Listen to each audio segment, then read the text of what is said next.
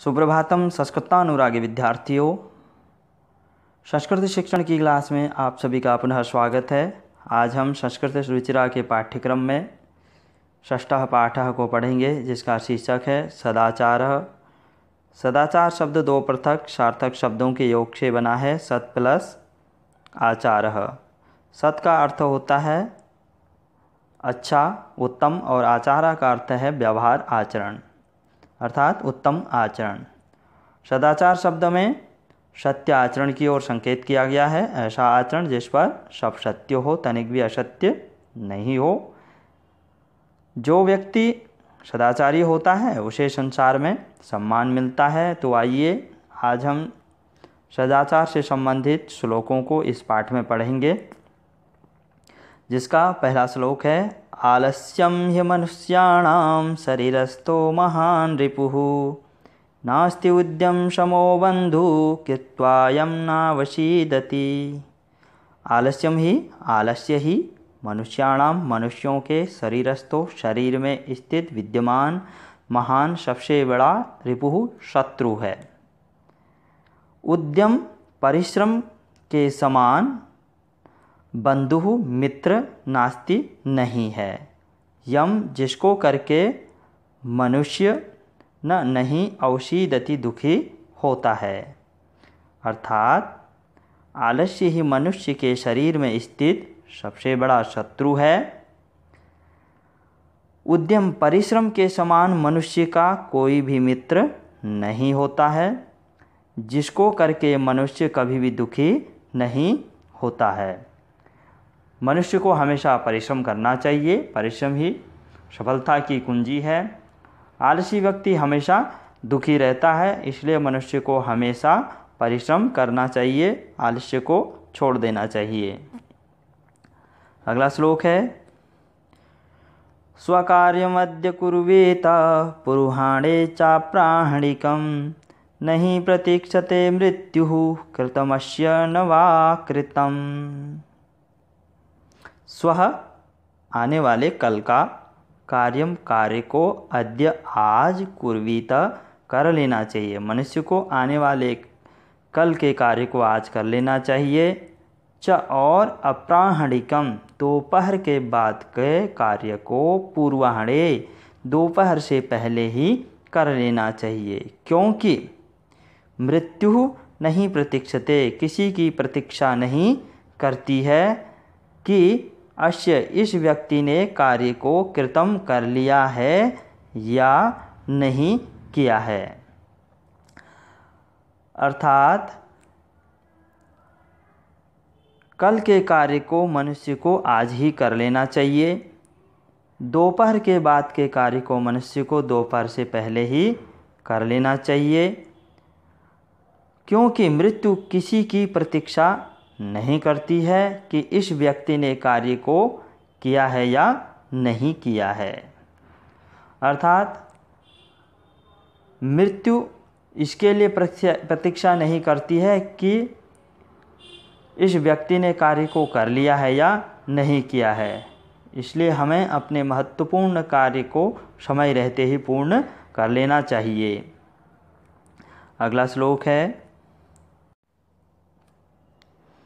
सत्यम ब्रूयात् प्रियम ब्रूयात् न ब्रूयात् सत्यमप्रियम प्रियम च नानृतं ब्रूयात् एषा धर्मः सनातनः। अर्थात मनुष्य को सत्यम ब्रूयात् सत्य बोलना चाहिए, प्रियम ब्रूयात् प्रिय बोलना चाहिए। अप्रियम सत्यम दूसरों को नुकसान पहुंचाने वाले सत्य को न ब्रूयात् नहीं बोलना चाहिए। च और प्रियम प्रिय लगने वाले अनितम झूठ अर्थात असत्य को न ब्रूयात् नहीं बोलना चाहिए। ऐसा धर्म यही सनातन धर्म है। अर्थात मनुष्य को सत्य बोलना चाहिए, प्रिय बोलना चाहिए, दूसरों को ठेस पहुंचाने वाले सत्य को नहीं बोलना चाहिए।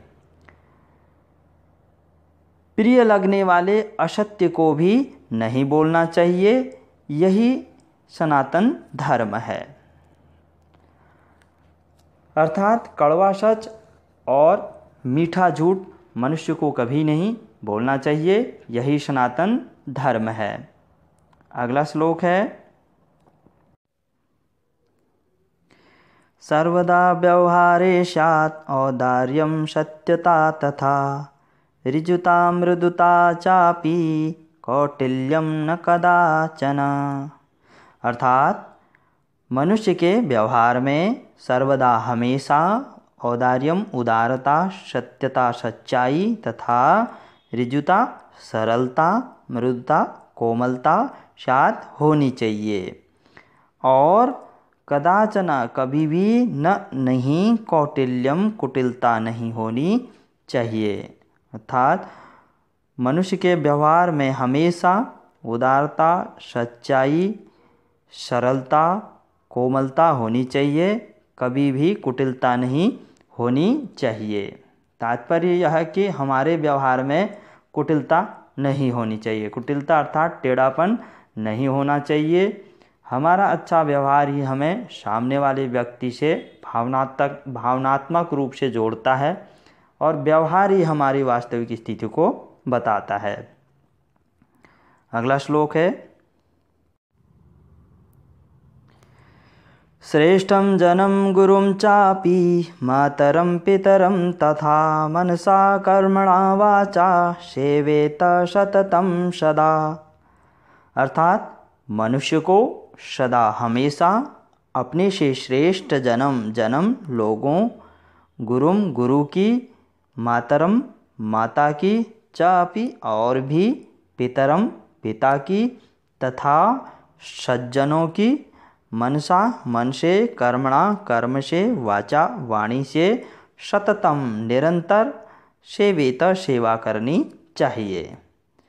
मनुष्य को अपने से श्रेष्ठ गुरु, माता और पिता की तथा सज्जनों की मन से, कर्म से, वाणी से हमेशा लगातार सेवा करनी चाहिए।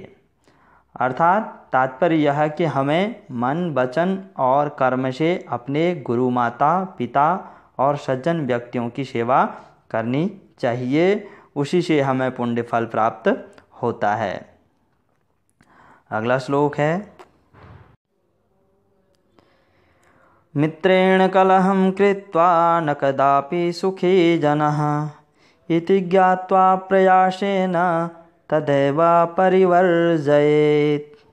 अर्थात जनः मनुष्य, कोई भी मनुष्य, मित्रेण मित्र के साथ कलहम झगड़ा कृत्वा करके, कदापि कभी भी, कदा प्लस अपि कभी भी, सुखी सुखपूर्वक न नहीं रह सकता, इति ज्ञात्वा यह जान करके, तदेव तद प्लस एव अर्थात उस झगड़े से, प्रयासेन प्रयत्नपूर्वक, परिवर्जयेत बचना चाहिए। मित्र के साथ झगड़ा करके कोई भी मनुष्य कभी भी सुखी नहीं रह सकता है। यह जान करके उस झगड़े से प्रयासपूर्वक बचना चाहिए। तात्पर्य यह है कि हमें मित्र के साथ कभी भी झगड़ा नहीं करना चाहिए, क्योंकि वह हमारे सुख और दुख का साथी है। आइए पाठ से संबंधित प्रश्न व अभ्यास कार्य को भी हल करते हैं। सबसे पहले इसमें शब्दार्थ दिए गए हैं। इन शब्दार्थों को आपको स्वयं ही पढ़कर याद करना है। उसके बाद अभ्यास कार्य में पहला प्रश्न है, सर्वान् श्लोकान् सस्वरम गायत। सभी श्लोकों को स्वर सहित गाइए। यह कार्य हम पहले ही कर चुके हैं। उसके बाद दिया गया है दूसरा प्रश्न है, उपयुक्त कथनानां समक्षम आम, अनुपयुक्त कथनानां समक्षम न इति लिखत। जो कथन सही हैं उनके सामने आम, आम का अर्थ है हाँ, और जो कथन गलत हैं उनके समक्ष न, न का अर्थ होता है नहीं, ऐसा लिखिए। तो पहला है, प्रातः काले ईश्वरम स्मरेत। प्रातःकाल ईश्वर का स्मरण करना चाहिए, तो बिल्कुल सही है आम। अन्यत्रम ब्रूयात, झूठ बोलना चाहिए नहीं, तो नहीं के लिए न शब्द का प्रयोग है। मनसा श्रेष्ठ जन्म सेवेता, मन से श्रेष्ठ लोगों की सेवा करनी चाहिए। आम हाँ। अगला है मित्रेण कलहम कृत्वा जनः सुखी भवति, मित्र के साथ झगड़ा करके लोग सुखी होते हैं? न, नहीं, बिल्कुल नहीं। और स्वः कार्यम अद्य कुर्वीत, कल का कार्य आज करना चाहिए। आम, बिल्कुल, कल का कार्य आज ही कर लेना चाहिए। अगला है एक पदेन उत्तरतः, वन वर्ड आंसर हैं, एक पद में उत्तर दीजिए। कह न प्रतीक्षते, कौन प्रतीक्षा नहीं करता है? तो मृत्यु किसी की प्रतीक्षा नहीं करती, इसका आंसर हो जाएगा मृत्यु। अगला है सत्यता कदा व्यवहारे स्यात्, सत्यता कदा कब व्यवहार में स्यात् होनी चाहिए? तो इसका आंसर हो जाएगा सर्वदा, सर्वदा सत्यता व्यवहार में होनी चाहिए। किम ब्रूयात, क्या बोलना चाहिए? सत्यम ब्रूयात, हमें हमेशा सत्य बोलना चाहिए। केन सह कलहम कृत्वा नरः सुखी न भवेत्, किसके साथ झगड़ा करके नरः मनुष्य सुखी नहीं होता? तो मित्र के साथ झगड़ा करके मनुष्य सुखी नहीं होता है। अगला है कह महारिपु अस्माकं शरीरे तिष्ठति, कौन सबसे बड़ा शत्रु हमारे शरीर में रहता है? तो आलस्य ही हमारे शरीर में रहने वाला सबसे बड़ा शत्रु है। क्वेश्चन नंबर 4 है रेखांकित पदानि आधृत्य प्रश्न निर्माणम कुरुता, ये रेखांकित किए गए पद हैं, इनको लेकर के हमें प्रश्नों का निर्माण करना है। पहला प्रश्न मृत्यु न प्रतीक्षते, तो यहाँ पर इसका आंसर दिया गया है मृत्यु न प्रतीक्षते, तो इसका प्रश्न बनेगा मृत्यु की जगह कह न प्रतीक्षते, कौन प्रतीक्षा नहीं करता है? अगला है कहा कलहम कृत्वा नरः दुखी भवति, कलह का अर्थ होता है झगड़ा, झगड़ा करके मनुष्य दुखी होता है। तो इसका प्रश्न बनेगा कलह की जगह पर किम, क्या कृत्वा करके नरः मनुष्य दुखी भवति, दुखी होता है, क्या करके मनुष्य दुखी होता है? झगड़ा करके। अगला है पितरम कर्मणा सेवेत, पिता की कर्म से सेवा करनी चाहिए, तो इस पर रेखांकित पद है पितरम, पितरम की जगह होगा कम, किसकी कर्म से सेवा करनी चाहिए, इसका प्रश्न बन गया है। अगला है व्यवहारे मृदुता श्रेयसी, व्यवहार में मृदुता कोमलता श्रेष्ठ होती है, ये आंसर है। तो इसका प्रश्न बनाना है हमें मृदुता की जगह पर, तो यहाँ कश्मीन थोड़ा गलत दिया गया है, तो व्यवहारे मृदुता, मृदुता की जगह हो जाएगा का, व्यवहार में का कौन श्रेयसी श्रेष्ठ होती है। अगला है सर्वदा व्यवहारे ऋजुता विधेया, सर्वदा की जगह पे हमें बनाना है प्रश्नवाचक पद है, व्यवहार में ऋजुता सरलता होनी चाहिए, तो कदा व्यवहारे ऋजुता विधेया, कब व्यवहार में हमें सरलता बनानी चाहिए। अगला है प्रश्न नंबर 5 है प्रश्न मध्ये त्रीणि क्रियापदानि सन्ति, ये प्रश्न दिए गए हैं, इन प्रश्नों के मध्य में 3 क्रियापद दिए गए हैं, एक ब्रूयात, सेवेत, स्यात्, तानि प्रयुज्य सार्थक वाक्यानि रच्यत, इन वाक्यों के अंत में इनका प्रयोग करके सार्थक वाक्यों का निर्माण करना है। जैसे पहले दिया गया है सत्यम प्रियम च, तो इसका हो जाएगा ब्रूयात, सत्यम प्रियम ब्रूयात। अगला है वाचा गुरुम, वाणी से गुरु की सेवेत, सेवा करनी चाहिए। और है इसके बाद आगे सत्यम अप्रियम च न, तो ब्रूयात हो गया, सत्य अप्रिय नहीं बोलना चाहिए। व्यवहारे कदाचन कौटिल्यम न स्यात्, तो यहाँ पर हो जाएगा स्यात्। तो इसी प्रकार से अन्य वाक्यों का निर्माण यहाँ पर किया गया है। श्रेष्ठ जन्म कर्मणा सेवेत, श्रेष्ठ लोगों की कर्म से सेवा करनी चाहिए। व्यवहारे सर्वदा औदार्यम स्यात् हो जाएगा, व्यवहार में हमेशा उदारता होनी चाहिए। अमृतम प्रियम च न ब्रूयात, अनृतम, झूठ, प्रिय लगने वाला झूठ नहीं बोलना चाहिए। मनसा मातरम पितरम च सेवेत, मन से माता और पिता की सेवा करनी चाहिए। क्वेश्चन नंबर 6 है मंजूषातः अव्ययपदानि चित्वा रिक्त स्थानानि पूर्यत। ये मंजूषा दी गई है, इसमें अव्यय पद दिए गए हैं तथा न कदाचन सदा च अपि। इनको चुन करके यहाँ पर दिए गए रिक्त स्थानों में भरना है। तो सबसे पहला है भक्तः सदा ईश्वरम स्मरति।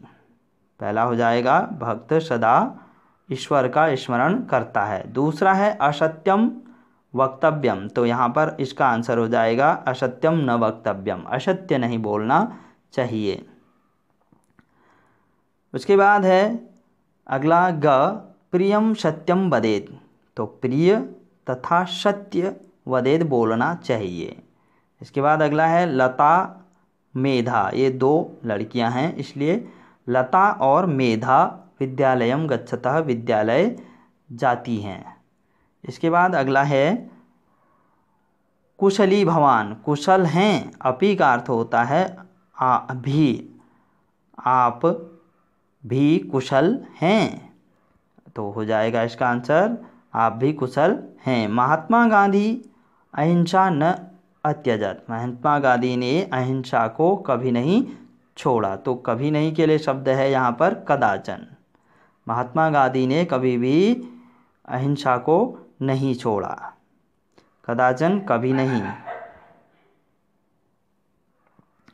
इसके बाद है क्वेश्चन नंबर 7 चित्रम दृष्ट्वा मंजूषातः पदानि च प्रयुज्य वाक्यानि रच्यत। इन चित्रों को देखना है और इसके अनुसार हमें यहाँ नीचे दी गई मंजूषा है, इन मंजूषा में शब्द दिए गए हैं, इनको चुन करके वाक्यों का निर्माण करना है। सबसे पहले है शिक्षकः श्यामपट्टे लिखति। शिक्षक श्यामपट्ट में लिखता है। तो यहाँ पर जैसा कि हमें दिखाई दे रहा है शिक्षक श्यामपट्ट में लिख रहा है। अगला है सह श्यामपट्टे प्रश्नम लिखति। वह श्यामपट्ट में प्रश्न लिखता है। सह श्यामपट्टे प्रश्नम लिखति। वह श्यामपट्ट में प्रश्न लिखता है। अगला है छात्राः। छात्र कक्षायाम कक्षा में पठन्ति पढ़ते हैं। छात्राः कक्षायाम पठन्ति। छात्र कक्षा में पढ़ते हैं। जैसा कि दिखाई दे रहा है छात्र कक्षा में पढ़ रहे हैं। अगला है लास्ट ते पुस्तिकायाम उत्तराणि लिखन्ति। ते वे पुस्तिकायाम नोटबुक में उत्तराणि उत्तरों को लिखन्ति लिखते हैं। वे पुस्तिका में उत्तरों को लिखते हैं। तो यहाँ पर जैसा कि आप देख रहे हैं छात्र जो है अपनी उत्तर पुस्तिका में आंसर्स लिख रहे हैं। प्रश्न व अभ्यास कार्य यहीं पर समाप्त होते हैं। आशा करता हूँ सदाचार से संबंधित श्लोकों व बातों को आपने अच्छे से समझा होगा। फिर से मिलते हैं एक नई वीडियो के साथ। तब तक के लिए धन्यवाद। जय हिंद।